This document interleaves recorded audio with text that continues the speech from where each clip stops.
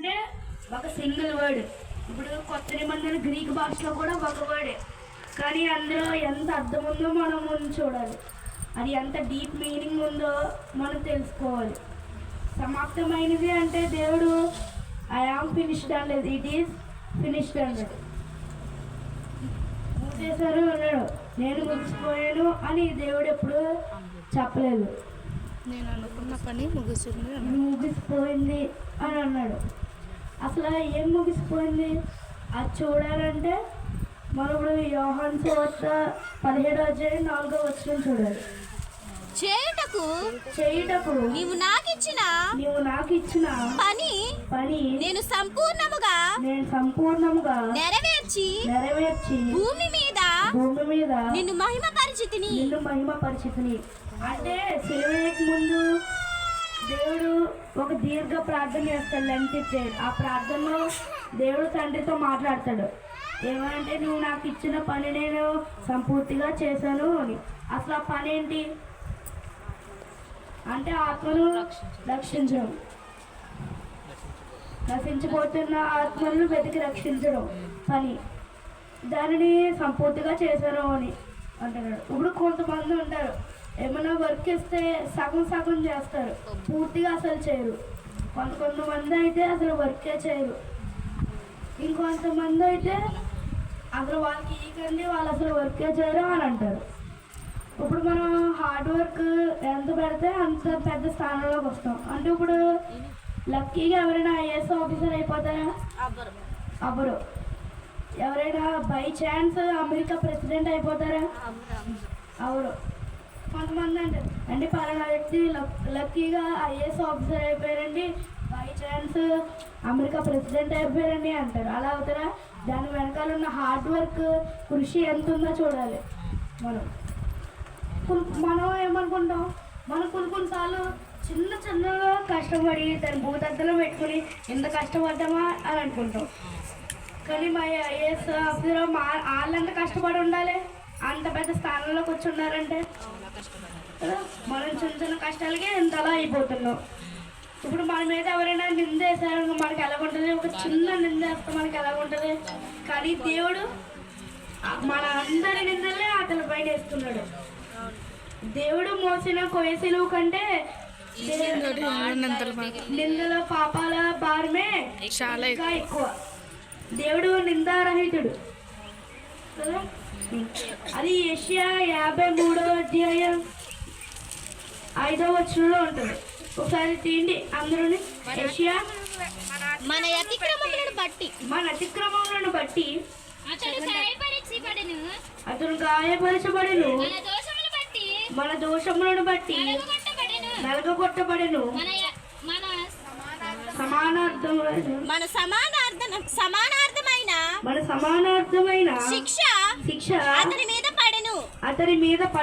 అతడు పొందిన దెబ్బల చేత మనకు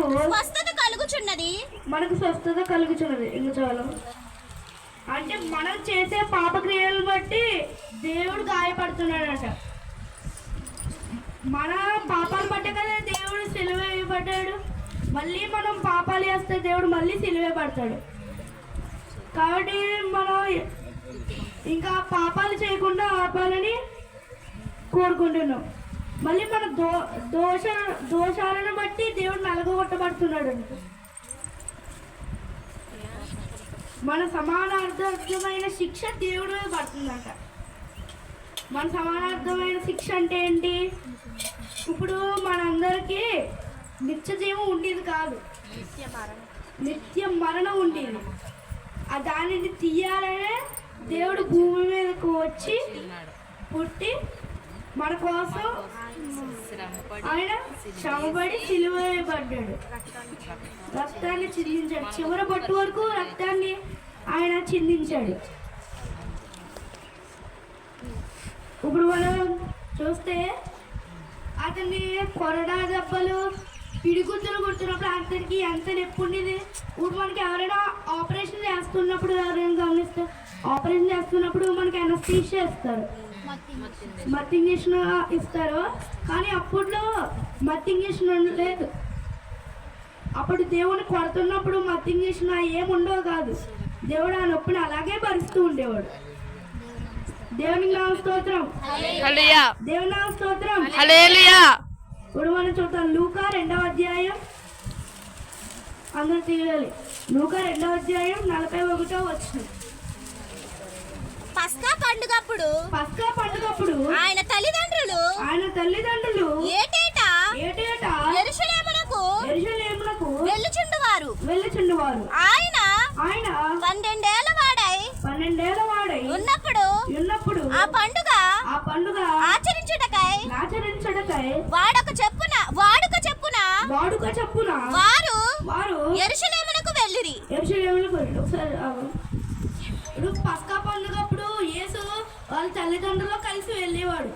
అంటే వాళ్ళ తల్లిదండ్రుల కన్నా ముందే రెడీ అయిపోయి ఉండేవాడు, ముందే సిద్ధపడి ఉండేవాడు. ఎందుకంటే యేసుకి చిన్నప్పటి నుంచి అతని మైండ్లో ఉండేది ఎప్పుడు మైండ్లో ఉండేది ఏంటంటే నా తండ్రి పనిలో ఉండాలని యేసుకునేది. హల్లెలూయా, హల్లెలూయా. అప్పుడు యెరూషలేముకు వెళ్ళారు. తర్వాత ఆ పండుగ అయిపోయి మళ్ళీ తిరిగి వచ్చేస్తారు. అప్పుడు మరియమ్మ వాళ్ళు అనుకుంటున్నారు వెనకాల గుంపులో వస్తున్నాడేమో యేసు మాతో పాటు అని అనుకుంటారు. తర్వాత మళ్ళీ తిరిగి వచ్చేసాక చూస్తే యేసు వాళ్ళతో రాలేదు, ఇంకా యెరూషలేములోనే ఉన్నారు.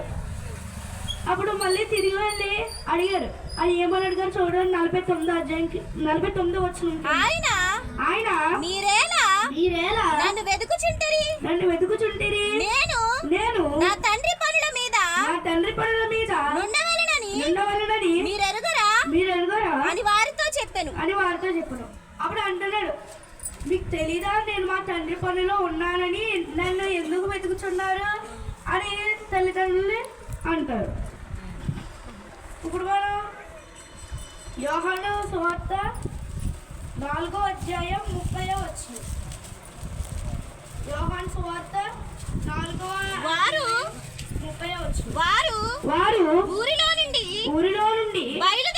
బయలుదేరి ఆయన యొద్దకు వచ్చుచుండిరి. ఆలోగా శిష్యులు బోధకుడా భోజనం చేయమని ఆయన వేడుకొనిరి. చాలా ఇప్పుడు మనకి ఎప్పుడైనా ఆకలి వేసిందనుకో పక్క వాళ్ళతో అంటాం ఆకలి వేస్తుంది కదా అంటాం. ఎందుకని అంటాం?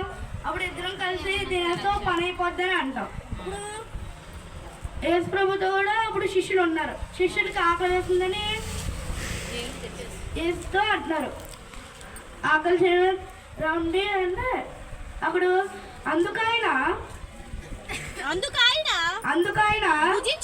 భుజించుటకు మీకు తెలియని ఆహారము నాకు ఉన్నదని వారితో చెప్పగా శిష్యులు ఆయన భుజించుటకు ఎవడైనానేమైనను తెచ్చినేమో అని ఒకనితో ఒకడు చెప్పుకొనిరి. అప్పుడు చెప్పు. అప్పుడు యేసు శిష్యులతో అంటున్నాడు, నేను మీకు తెలియని ఆహారం సిద్ధపరచాలంటే ఆ శిష్యులు ఏమనుకుంటున్నారు? లేదు పర్లేదు, కూర్చో అక్కడ పైకి నుంచి ముందే ఆహారం సిద్ధపరచాలేమో అని ఒకరితో ఒకరు అనుకుంటున్నారు. అప్పుడు కింద చూడండి 34 నెరవేర్చుటయు ఆయన పని నాకు ఆహారమై ఉన్నది. అప్పుడు శిష్యులు తెలియని ఆహారం చేస్తారంటే వాళ్ళు ఇంకా భౌతిక ఆహారం అని అనుకుంటున్నారు. కానీ యేసు మాట్లాడుతుంది ఆత్మీయ ఆహారం గురించి. అక్కడ చూడు మళ్ళీ 34 మళ్ళీ చదవండి. యేసు వారిని చూచి నన్ను పంపిన వాని చిత్తము అంటే తండ్రి పంపాడు కదా, తండ్రి చిత్తము నెరవేర్చుటయు ఆయన పని సుడముట్టించుటయు నాకు ఆహారమై ఉన్నది. అంటే పని నెరవేర్చడమే ఆహారమై ఉన్నది, ఆత్మీయ ఆహారం. శిష్యులు మాట్లాడితే భౌతిక ఆహారం గురించి, ఏది మాట్లాడితే ఆత్మీయ ఆహారం గురించి. ఇప్పుడు మనం పని చేస్తున్నాం, మనం దేవుడు ప్రసంగం చెప్తున్నాడు. ఎవరైనా ప్రసంగం చెప్తున్నప్పుడు మనం దేవుని గురించి వర్క్ చేస్తాం అని అనుకుంటారు. కానీ దేవుడు ముందే మన గురించి వర్క్ చేశాడు. ఈ సృష్టిని అంతా సృష్టించాడు కదా. God has work for you before you work for him. మనం ఆయనకి వర్క్ చేయకుండా ఆయన మన గురించి పని చేశాడు. ఈ సృష్టిని మొత్తం సృష్టించింది ఆయనే కదా. అందుకు ఇప్పుడు మిమ్మల్ని ఒక క్వశ్చన్ అడుగుతాను, మహిమ కావాలా సిగ్గు కావాలా అంటే ఏమంటారు మీరు? మహిమ కావాలని అంటారు. కానీ దేవుడు పైన మహిమను వదులుకొని మన కోసం దీనుడిగా దిగి వచ్చాడు కదా. దేవుడు కిరీటాన్ని వదులుకొని సిలువని కోరుకుని, ముళ్ళ కిరీటాన్ని కోరుకుని, సిలువని కోరుకుని మన కోసం దిగి వచ్చాడు. టైం ఇంకా లేదు కాబట్టి ఇంకా ముగిస్తున్నాను. చెప్పు. ఈ చిన్న వాక్యం దేవుడు దించు.